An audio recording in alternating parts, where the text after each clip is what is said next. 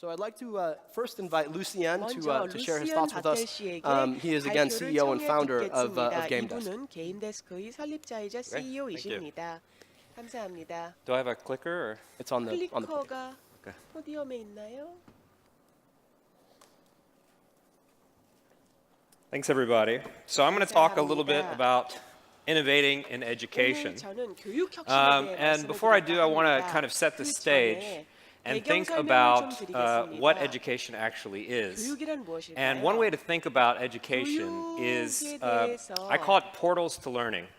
So this is my grandfather's generation. My grandfather grew up in Vinton, Louisiana, population 300. And he would tell you that his largest portals to learning were the formal school environment. He was raised on a farm, and everything he learned was from his father and from the school. Here's my generation. I grew up on video games and online experiences. And here's today's generation. Today's generation is multimodal. Students can engage in a variety of technological experiences that offer a variety of experiences. And not only are they experiencing it, but we've moved into what scholars call the participatory society. So now technology is cheap enough and intuitive enough to where our generation at a very young age can basically create cultural artifacts. So they can author their own opinions, they can create their own games, and they can create their own movies on YouTube. The other thing to think about in education is that, for the most part, most education focuses on the development of intellect. And it also focuses on the development of a society of test takers. So we get very good at taking tests, and we get very good at developing an understanding of content. What we don't do is focus on the full spectrum of skills that are actually required to be resilient in life and in the workplace. And so if you consider all of these aspects of education, and you consider all these technologies that are pervasive, we now live on a global stage where all of these are a part of the reality of what we need to learn. However, the one place that we're not reflecting that reality, for the most part, is in formal education. Now, I'm really going to speak to a little bit of from GameDesk. GameDesk has largely focused on the U.S. domestic education problem. We just went global last year, so I'm going to focus a lot on this domestic issue. And our schools are definitely not reflected. There are very few schools that have the infrastructure. We've just now moved in the last year to large efforts to one-to-one tablet devices in schools, and we're running into a lot of problems around that, and I'm going to talk a little bit about that. So what GameDesk is really focused on is how can we actually create a life-reflective educational experience that is also playful, is also engaging. And so we focused our business, our practice, into two areas: solutions for the school and solutions for the mobile device. We've been working with folks like Samsung and AT&T, thinking about what does it mean to have education in your pocket. Because other than going to the school, there is an opportunity for both the B2B market and the B2C market to address an alternative to education on these devices. And so GameDesk really has looked at how on both mobile devices, immersive learning, and products and experiences in the school, you can create highly engaging contexts. Recently, we were ranked most innovative education company by Fast Company last year.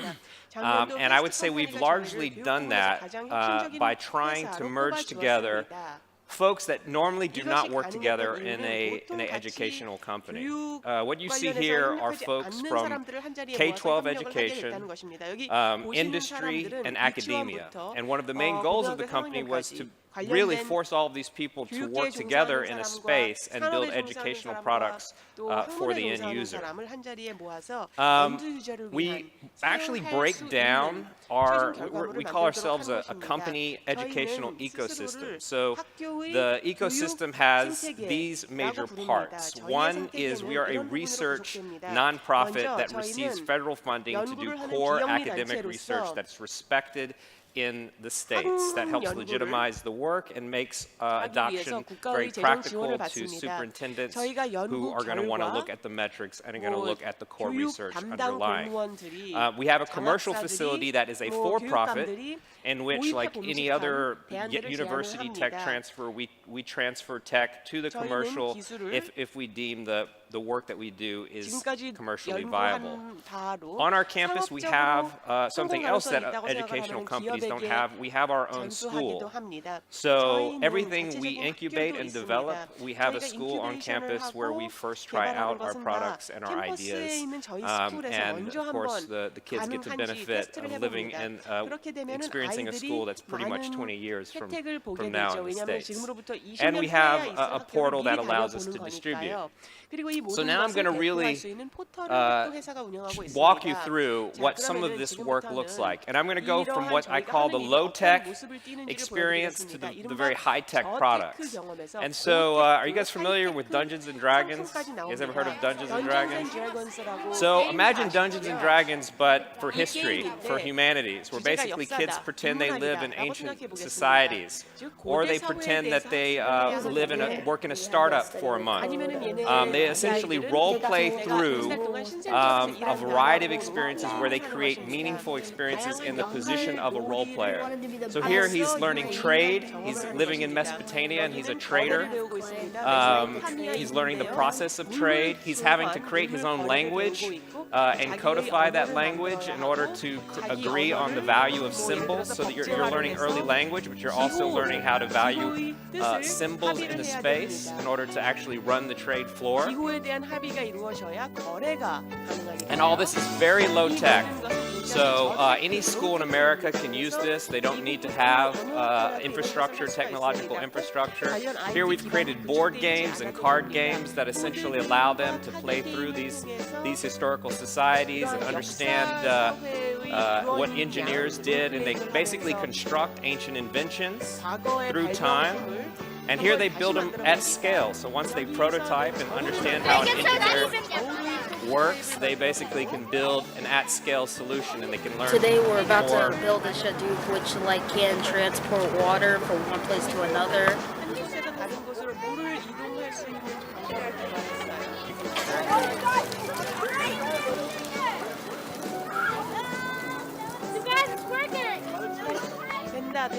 Okay, and so here's field exercises. So take kids out to a park and teach them how planets form.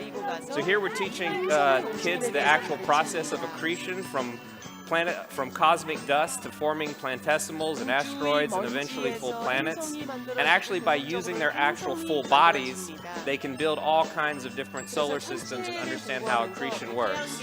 Now we actually use this as a way to prototype other ideas. So we sell that as curriculum, but then we use that to prototype digital products, because it's a lot cheaper to prototype all of this in these field experiments than to actually build a technology and find out whether it's going to work with a bunch of kids or not. Right now, we're saving the Earth from Sedna, which is a mini planet. It is coming towards Earth, as you can see, and eventually it'll crash into Earth and destroy all of humanity. So we're trying to stop it. I tried to make both of them the mass of one Earth, and Sedna took over Earth. So try one moon. Yeah, I know, that's what I'm trying. Go, hit it. So you can see. So you can see they're all, when you think of video games and learning through video games, you may think of kids being alone in the corner of a room, but what you'll notice here is that kids are working together. They're using it as a way to understand the scientific process, and then they're working in groups to understand and revise their theories. Then you have a moving device where you can spin the continent around to help it connect. And then you also have a sonar, which helps you find where a continent connects. Then these will help you find fossils. So here we're leveraging gesture technology using the Leap controller, and kids aren't touching the screen at all. They're only using natural gesture in order to understand how continents form. Here they're exploring plate tectonics. What better way to learn the movement of plates than to use motion? To make different types of tectonic plates. For this one, you need to pull the tectonic plates apart in the game, and that's what makes the Earth value. The game taught me that convergent means to go together, and since volcanoes rise, the magma rises too, and the game gave me a visual like the magma rises up, and that's when it erupts. In this game, we get to use our hands, so it doesn't only use our mind, but it also uses physical ways so we can remember. And so this is embodied learning. So it's really thinking about how can you use movement to actually push this idea. Here you're using a gyro, and you're using the gyro to create natural movement in order to understand where fractions fall on the number line. Here we use full motion in order to actually become a bird. What better way to learn forces in motion and invisible science than to fly? So here a student can put on the Kinect, or they can use an iPad, and they can become a bird and understand what these how these invisible forces actually work. And so here you can see as he's lifting his wings, he's seeing that he's increasing lift over gravity. And so we call this experiential, meaningful, intuitive learning. So you're essentially intuiting the way the natural forces operate in the space, and that's much harder to communicate with the textbook. Here is a full extension of embodied learning idea. What better way to learn constant velocity than to move your body and see it plotted in real time as you move? So in this way, you attune to the actual plotting of your own movement. Here we have emotional intelligence, a game that reads your pulse and skin conductance. The only way you can beat the game is by learning how to chill out. It teaches you breathing techniques and engages you in a variety of experiences that basically challenge your emotion, frustration, anger, sadness, remorse. Here we have the Fear Dojo, classic nightmare scenario. You're being chased by an evil spirit. The only way that you can get away is to run and hide. But if you panic and your fear builds, you slow down. You can't outrun them. So really leveraging natural, intuitive, emotional states. So now we're going to look a little bit at the mobile space. Atomic Weight. There's an incredible amount of third-party games out there emerging. We either build them or build curricula around them or implement them for schools. So we basically build revenue around all aspects, from commercial use to commercial implementation to the support of teacher culture around the technology. They both cancel each other out. This is the most popular mobile game in America right now, called Dragon Box. It has the highest rate of algebra-based learning.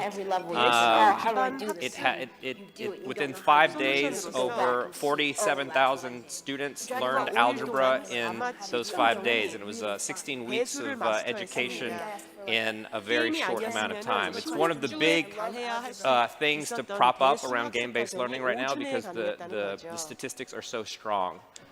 Here you can see students working in teams to actually play through a game. So one student is playing the player, the other student is being the strategist, other students you will see doing research on the terms of the science, and then other students are note-taking, and then they rotate.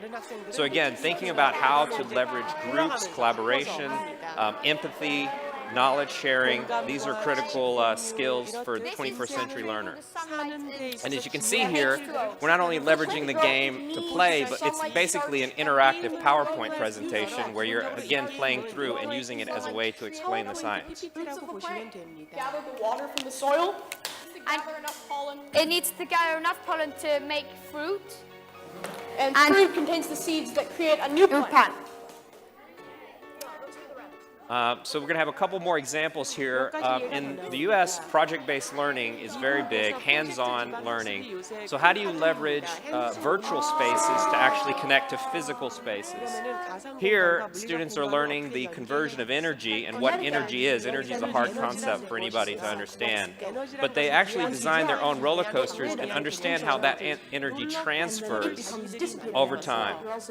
And so they begin to build an understanding of this process, and then we use a real-based design engineering challenge to actually prove whether they understand the concept. So they actually build physical roller coasters as an assessment, and they have to explain how energy works through the system.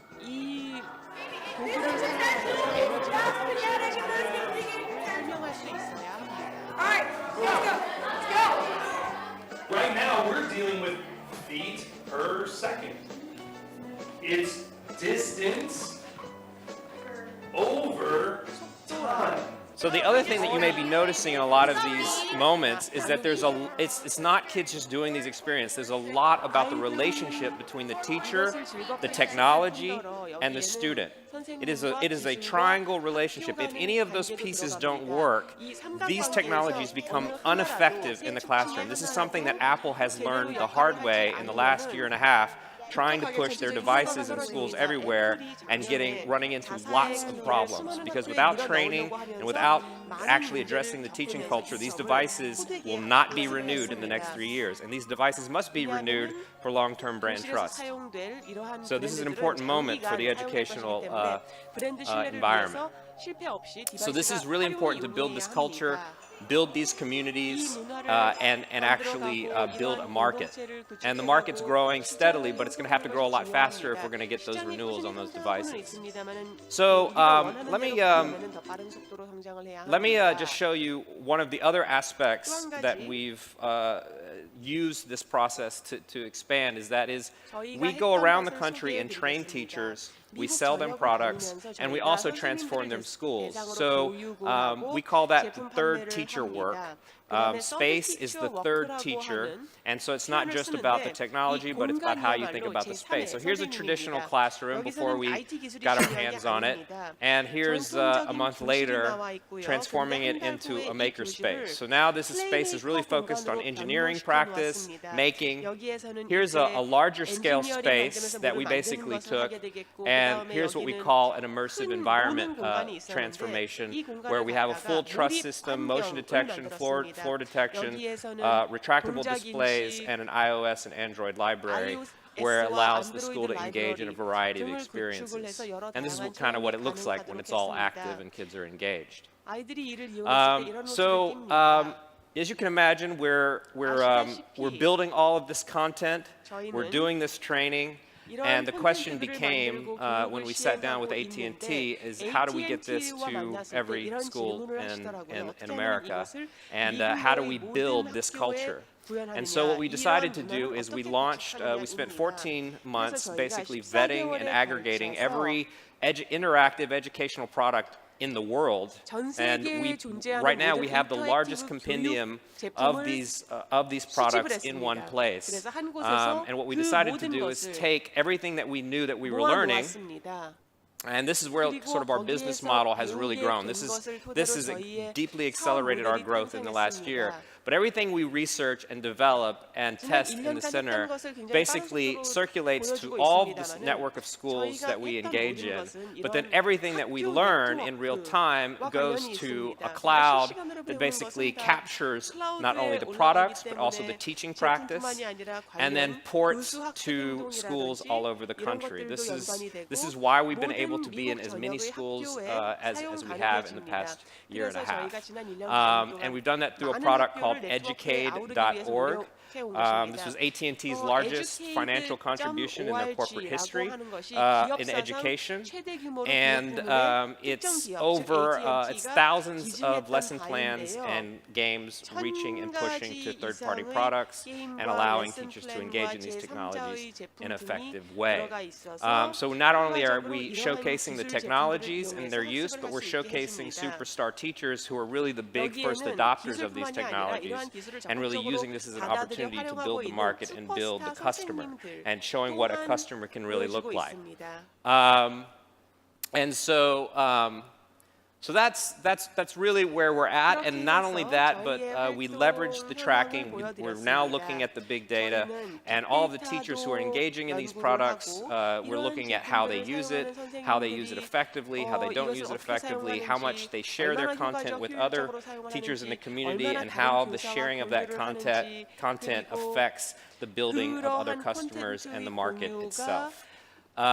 So, you know, we're basically a company on a mission, which is to completely transform the way we think about learning within our lifetime, and I think we've got a good head start. So, thank you for your time, and I hope it really got you thinking.